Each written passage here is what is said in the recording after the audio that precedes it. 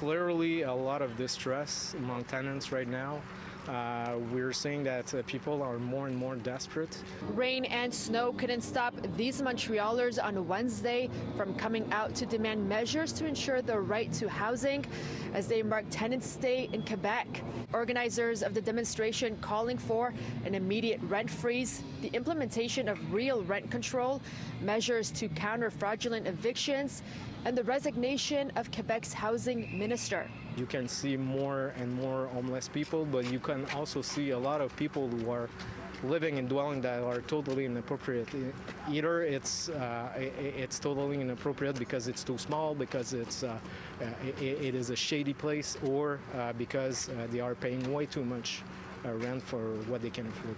I think there's not enough measures to protect tenants at this point, in the sense that, for example, in my building, there's 2 vacant units out of 12 that are just vacant for no reason. I think the landlord is just waiting a year to jack up the prices as much as he wants.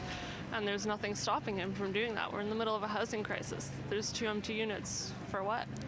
And this year they want to raise the rent between 6.8% and 15%. Joseph Wasserman lives in a building for people 55 and older. Along with his neighbors, Wasserman is looking at a potential rent increase. We have no way of paying the rent. I won't be able to afford it. The government in power now, if they can freeze the Régie de Logement, say 4 or 5% for all the renters in Montreal and Quebec. Quebec's housing minister announced Tuesday that the province would provide $7.8 million to municipalities and housing offices in different regions to help with the housing crisis. In addition, they're making the rent supplement program more flexible so that people on the waiting list have quicker access to subsidized housing.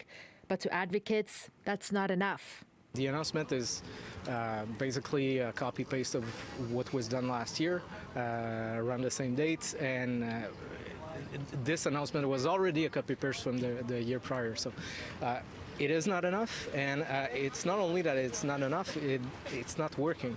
It's frustrating, I guess, because even if you know your rights, there's still a limit to what you can do. In Montreal, Swidda Rassy, City News.